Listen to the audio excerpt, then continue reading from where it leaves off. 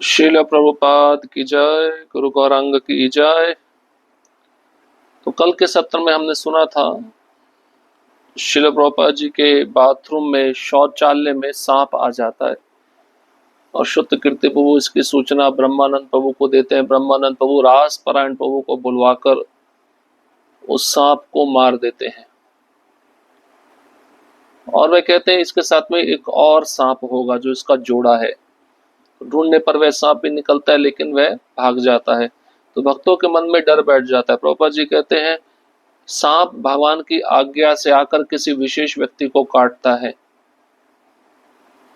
और इसके पश्चात हमें डरना नहीं चाहिए। हम सांप के काटने से नहीं डरते, यदि वे आए तो हमें हरे कृष्ण मंत्र का जप करना चाहिए। प्रभुपाद जी जो शुद्ध भक्त हैं वे इस प्रकार की परिस्थितियों से नहीं डरते क्योंकि वो शरीर के स्तर पे नहीं है, आत्मा के स्तर पे है। दूसरे भक्तों को बड़ा चिंता हो रहा था वो सांप रात्रि के समय हमारे पास ना आ जाए। अब हम आगे बढ़ेंगे। यदि श्री कृष्ण आपकी रक्षा करना चाहते हैं, 10 अक्टूबर 1974, इस्कॉन मायापुर भारत। जैसे संध्या के अंधेरे का पर्दा हम पर आया, मेरे गुरु भाई अभी भी दिन में शुरू में होने वाली सर्प की घटना के विषय में कोलाहल कर रहे थे। जो कोबरा मारा जा चुका था उसके साथी के पलायन करने पर उसके अता पता तथा अभिप्राय के विषय में सभी लोग चिंतित थे। हम सब ने सांप के सुनिश्चित प्रतिशोध की सामर्थ्य के विषय में सुन रखा था, विशेषकर जब किसी ने उसके पति या पत्नी को मार दिया हो।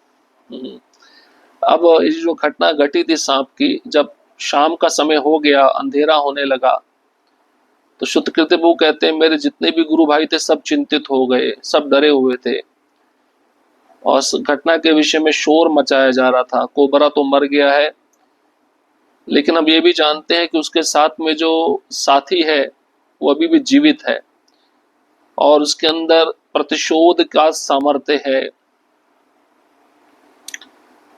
उसके पति या पत्नी को मार दिया गया हो लेकिन जो जीवित है वो अपने पति या पत्नी की मौत का बदला लेगा, इस बात का डर सबके मन में बैठा हुआ था। अंततः मैं श्रील प्रभुपाद के कमरे से बाहर आया और विश्राम करने के लिए अपने कमरे में आ गया। निताय प्रभु तथा मैंने फर्श पर अपनी चटाइयां बिछा दी। हम भगोड़े सांप को लेकर चिंतित थे, परंतु इतना भी नहीं हम अपनी नींद गंवा दे। दिन भर की उत्सुकता से थके होने के कारण हमने रोशनी बंद की तथा अज्ञानता के लिए तैयार थे। कमरा बहुत बड़ा नहीं था और हम दोनों के फर्श पर लेटने के पश्चात दोनों के बीचों बीच कोई स्थान खाली नहीं था। प्रद्युम्न प्रभु अपने सोने के सामान के साथ हमारे बीचों बीच घुस गए। उनका मन था कि यदि सांप आसपास होगा और किसी को लेने के लिए आएगा और इससे हम दोनों में सैंडविच बना हुआ सुरक्षित रहूंगा। भीड़ भाड़ होने पर हम दोनों थके हुए थे, इसलिए निश्चिंत होकर सो गए। सांप ने किसी को नहीं काटा तथा आगामी प्रातः हम अपनी नित्य दिनचर्या में व्यस्त हो गए। संध्या समय में श्रील प्रभुपाद के सोने के कमरे में उनकी मालिश करने गया। उस समय मायापुर सदैव अत्यंत शांत तथा निस्तब्ध था। वृंदावन में अस्वस्थ होने के पश्चात यह स्थान श्रील प्रभुपाद के लिए स्वास्थ्य वर्धक था। मैं अपने आसपास के वातावरण में मदहोश था तथा श्रील प्रभुपाद को मैंने ब्रह्मांड के केंद्र बिंदु के रूप में अवलोकन किया। मैं पूर्णतया विश्रांत तथा मानो मैं विश्राम करने के स्थान पर मालिश करता रहूं। मैं अपना वैभवशाली आध्यात्मिक गुरु को गत रात के विषय में बताए बिना न रह सका। अब शुद्ध कीर्ति प्रभु प्रभुपाद जी के कमरे से बाहर आए और सोने के लिए अपने कमरे में चले गए। निताय प्रभु उनके साथ में थे। दोनों ने फर्श पे चटाई बिछाई, लेकिन दोनों बचे हुए सांप के लिए बहुत चिंतित थे। जो सांप जीवित रह गया था, कहीं हमको काट ना ले रात्रि में आकर। लेकिन इतना भी चिंतित नहीं थे कि अपनी नींद गंवा दें। दिन भर इतनी सेवा की थी, थके हुए थे। थके होने के कारण उन्होंने लाइट बंद की और अज्ञानता में डूब गए। कमरा बड़ा नहीं था और दोनों ने फर्श पर लेटने के पश्चात दोनों के बीच में कोई स्थान खाली नहीं था। तो प्रद्युम्न प्रभु दोनों के बीच में आकर सो गए। उन्होंने सोचा अगर सांप आएगा तो मैं बीच में सैंडविच बन के रहूंगा, मेरे को नहीं काटेगा, सुरक्षित रहूंगा। अब सांप ने किसी को काटा नहीं। अगले सुबह हम नित्य दिनचर्या में व्यस्त हो गए। शाम के समय प्रभुपाद के सोने के कमरे में मैं उनकी मालिश करने गया। उस समय मायापुर शांत रहता था, निस्तब्ध रहता था। वृंदावन में उनकी तबीयत ठीक नहीं रही थी, लेकिन मायापुर उनके लिए अच्छा था, उनका स्वास्थ्य वर्धक हो रहा था। और मैं अपने केंद्र बिंदु में शिल प्रभुपाद की सेवा को देख रहा था। मैं सोच रहा था विश्राम करने की बजाय मैं प्रभुपाद की मालिश करता रहूं।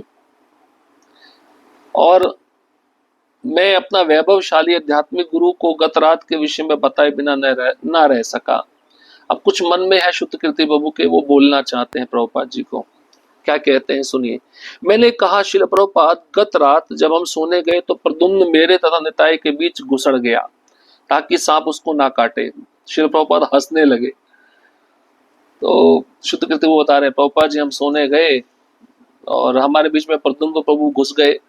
सोचे कि हम आप दोनों के बीच में घुस जाऊंगा तो सांप मुझे नहीं काटेगा। प्रभुपाद जी सुनकर हंसने लगे। उन्होंने कहा वास्तव में एक कहानी है जो मुझे दामोदर महाराज ने सुनाई थी।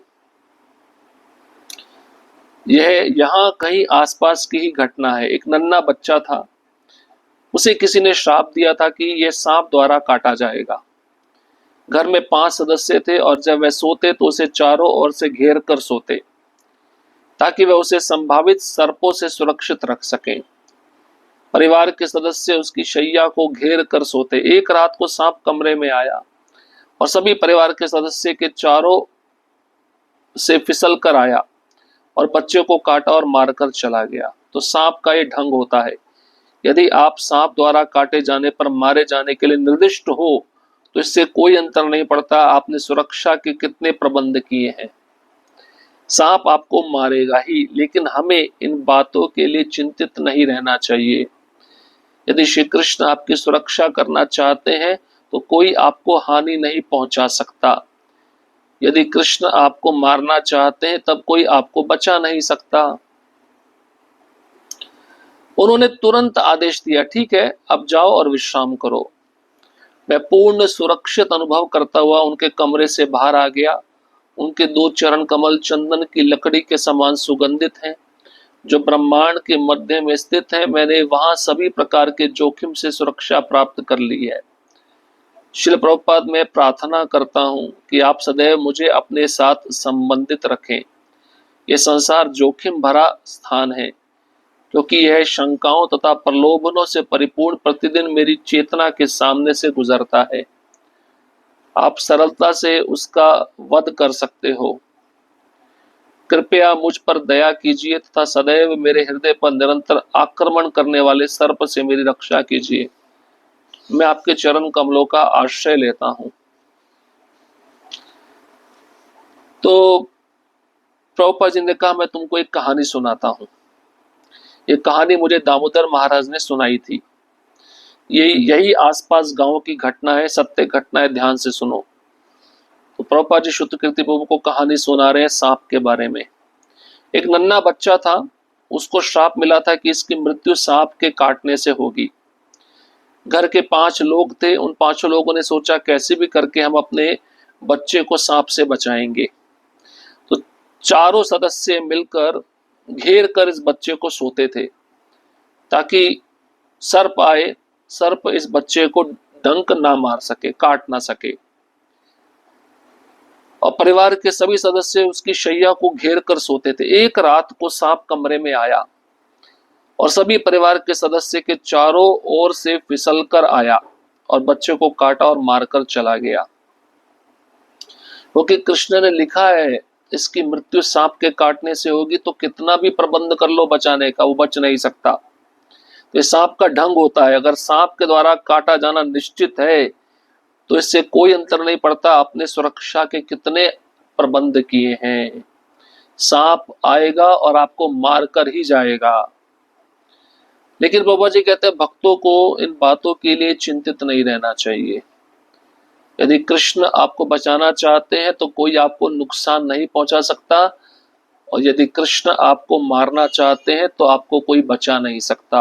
राखे कृष्ण मारे के, मारे कृष्ण राखे के। अब प्रभुपाद ने कहा ठीक है, जाओ और विश्राम करो। ये सुनकर शुद्ध कीर्ति प्रभु सुरक्षित अनुभव करने लगे, कमरे से बाहर आ गए, श्रील प्रभुपाद के चरण कमल को प्रणाम किया और श्रील प्रभुपाद के चरणों में प्रार्थना कर रहे हैं, मुझे हमेशा आप अपने साथ में रखिए। ये संसार बड़ा डरावना है, जोखिम भरा स्थान है। यहाँ पे शंकाएं, प्रलोभन प्रतिदिन मेरी चेतना के सामने आते रहते हैं और आप सरलता से उसका वध कर सकते हैं।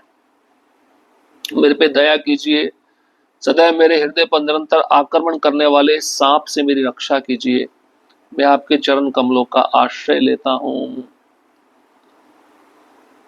इस प्रकार से प्रभुपाद जी निश्चित होकर बताते हैं, डरना नहीं चाहिए भक्त को। भक्त पूरी तरह से भगवान कृष्ण के द्वारा सुरक्षित है और कृष्ण मारना चाहते तो कोई बचा भी नहीं सकता। सांप विशेष रूप से भगवान का निर्देश लेकर किसी विशेष व्यक्ति को काटने के लिए आता है और हमें निर्देश प्राप्त नहीं है सांप से कटने का, तो हमारे पास से गुजर जाएगा लेकिन हमको स्पर्श भी नहीं करेगा। भगवान पे पूरा विश्वास होना चाहिए। हरे कृष्णा कृष्ण कृष्ण हरे हरे, हरे राम राम राम हरे हरे। श्रील प्रभुपाद की जय, गुरु गौरांग की जय।